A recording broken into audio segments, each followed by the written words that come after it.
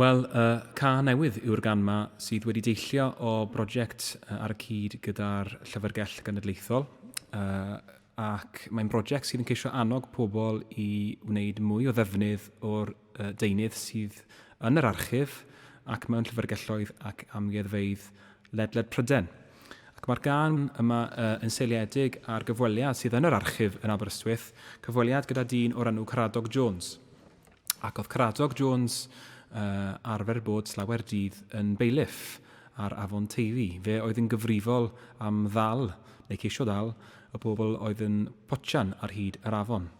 Felly dwi wedi seilio'r gan ar y cyfweliad ac wedi dyfynnu o'r cyfweliad yn y geiriau, a hefyd rhoi sylw i cyflwr yr afon fel y mae hi heddiw.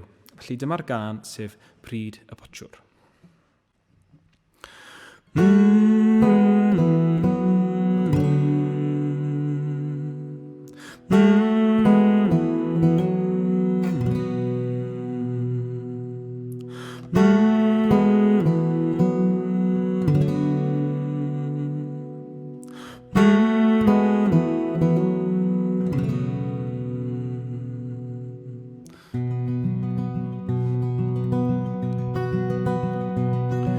Gawr ar y geilan, y wyneb dan gydd, a ffagal yn un llaw, ar gaff yn y llif, yn droed noeth yn credian, yn ystod trwy'r gro, i ddala pysgodyn dan leti yn os.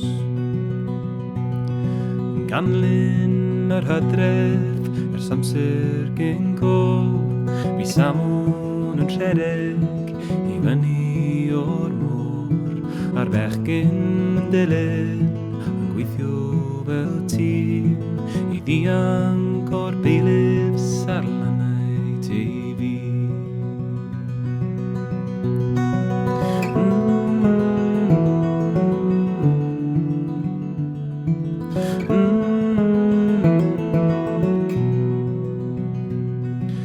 Bywyd yn galed, y garian yn dyn, ac ambell i eog yn ddantaeth go bryn, neu testyn cowylydd oedd sefyll mewn cwrt, yn bachu pysgodyn wrth ymyl y dŵr. Pan ddod llwyr i lawr ac yn tran lliw nos, glaniones i'r wawr, benni Pryd y Potsiwr, benni Pryd y Potsiwr.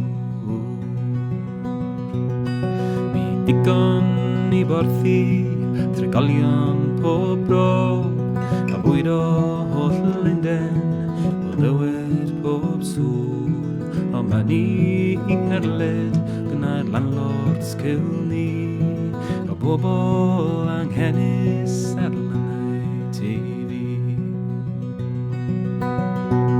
Ro helan y claddau a helynt diri, dros-fosydd a ffiniau a glannau y sir, mae'r dyfroedd yn egwan yn cael ei chamdrin a'r pysgod sy'n rhedeg ar lannau Teifi.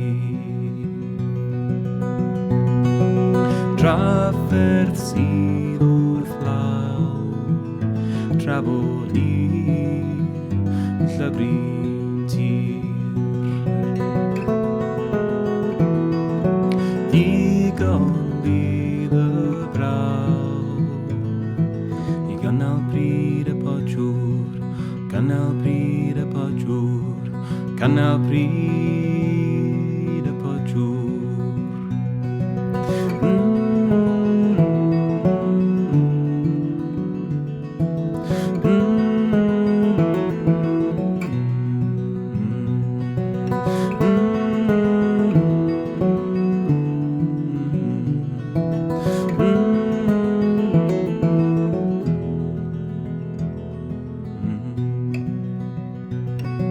Os digwydd cael gweled na fo neiryd, a samwn yn neidio, o peidiwch da chwi, a chymryd heb angen, o'r fregus nawr sydd, a pysgod sy'n rhedeg hyd a fod i fi.